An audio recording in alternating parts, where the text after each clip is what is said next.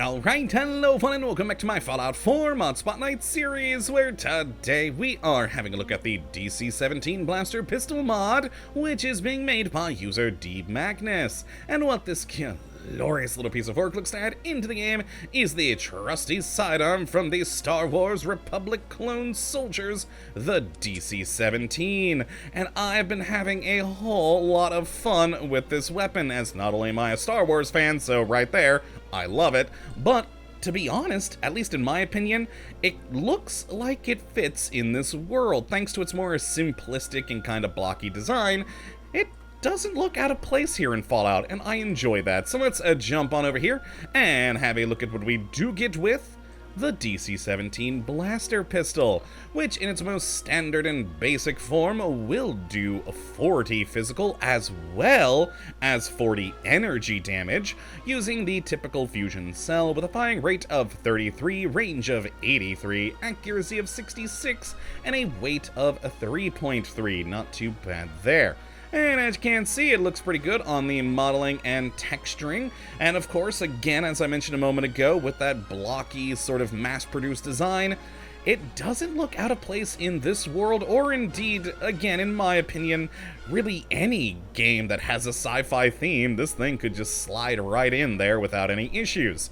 Now, one downside to this weapon is the modifications are a bit lacking. There is a decent amount, but not anything that really changes up the look or feel of the gun or does anything weird. They're just going to be increasing your base stats here, which is always nice. That will make this gun very useful into the late game quite easily. But yeah, it's a somewhat lacking list with not a huge amount of things. And again, nothing too wacky in there, which I do tend to like in Fallout. But once more, enough to keep this thing useful long term. Now, as for how you do get your hands on one of these lovely things, well, it is pretty darn simple. You'll go find one of them first in the world, and you'll find that specifically at the Electrical Hobbyist Club, where down in the cellar, you'll find this gun just sitting on one of the workbenches. So pretty easy to obtain, but that is the only singular version. But once you do grab it, it'll unlock the ability to create them at any chemistry station in the world down here in the utility category, where you've got yourself the DC-17 Blaster, which you can create so long as you have rank 1 in science for just a bit of circuitry, crystal, fiber optic, screws, and steel. So not too bad there. You can make plenty of these to give to your companions or settlers, etc. Very nice indeed.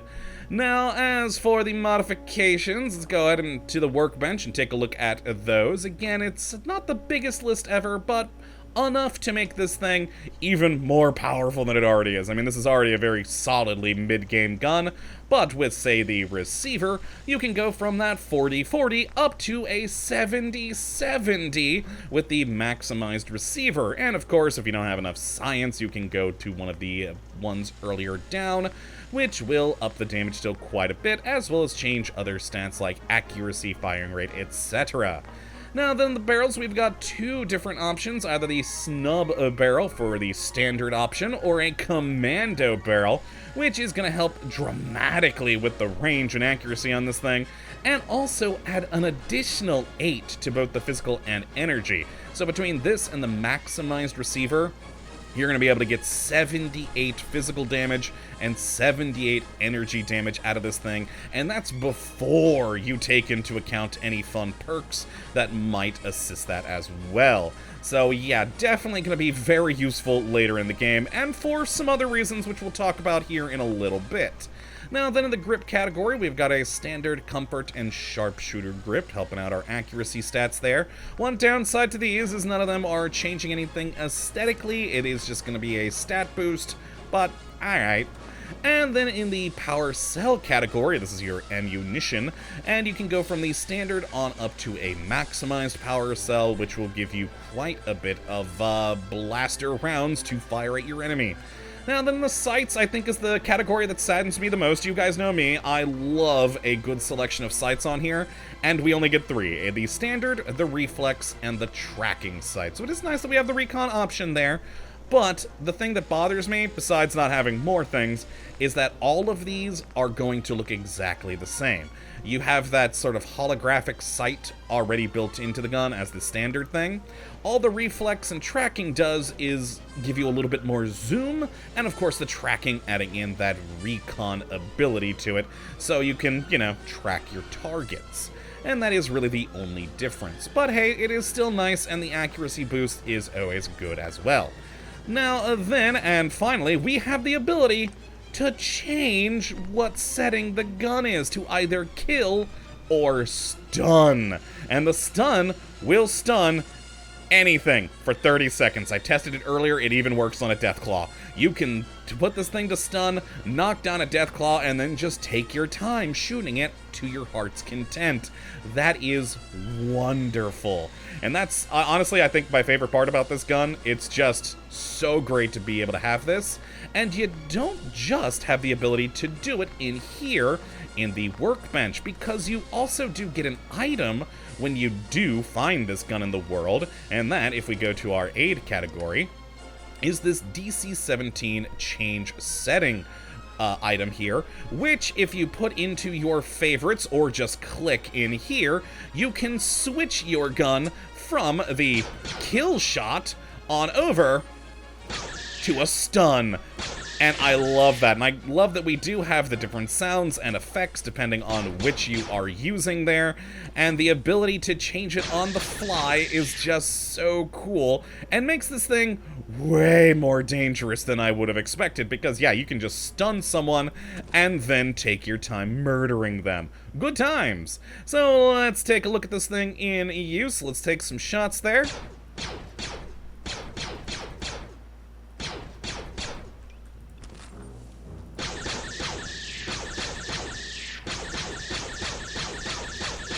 And there we go. You can see that no matter which one you go with, you are going to have that sort of standard blaster sound from Star Wars, but when you do have the stun out, it is giving that sort of more high-pitched squeal to it as well. Now, you may have noticed as we switch between the versions, it automatically reloads your shots, which is interesting, and actually I think is a little bit quicker than doing a manual reload, so you know, it might be quite intriguing to, you know, stun a couple of people, switch over quick, and then shoot to murder, which is just intriguing, but, you know, hey, could also be very fun. Now, you'll also notice that the holographic sight that we do have on here, with it being just that standard blue color with no ability to change it, it does make it kind of difficult to use in certain situations. I mean, blue sky there makes it a lot more difficult. Any brighter areas, it makes it way difficult to see. But, I mean, thankfully the dot in the center is the most prominent feature, and it is quite easy to see that. But yeah, it would be nice if we could get, like I said, some other sight options in there, or, you know, at the very least, the ability to change up this current holographic sight that we have, just to, you know, make it a little bit easier to see.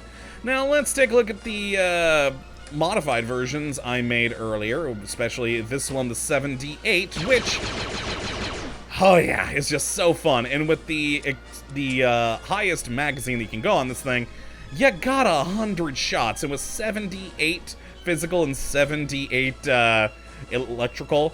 Yeah, it's gonna do a lot of damage. So let's actually just get out a Deathclaw here real quick.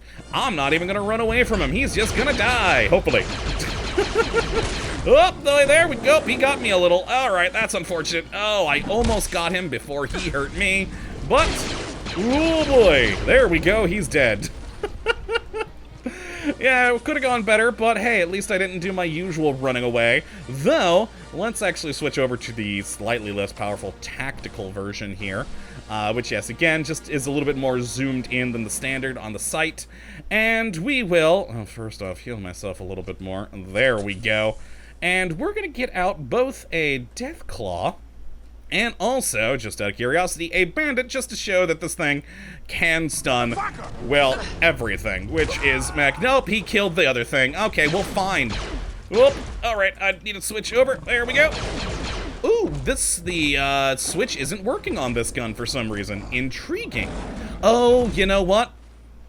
I wonder if it's because I have multiples in my inventory. We've seen this issue before with other mods. Let me actually just use the standard blaster then. I think that's probably the issue. And there we go, the Deathclaw is down. He is still alive, of course. We can still target him and, you know, just start whittling away the damage whenever we'd like. Ooh, it looks like if you do shoot him multiple times with a stun, it unstuns him, which is intriguing. I haven't done that before, so that I think we may have broken this Deathclaw. Oh, it's always fun finding weird little issues like that when we're playing around here. But yeah, let's just do another proper stun against a bandit here. There we go. Hi, sir, and... well, I missed. There we go. He's down. And then we can just simply switch back over, and he's dead. Yay. I really do like the stun feature on this thing. It is just so much fun and makes this thing hugely powerful. Now, it also does have something I didn't mention earlier. It also does have a bit of a damage boost against robots and has a chance to stagger them.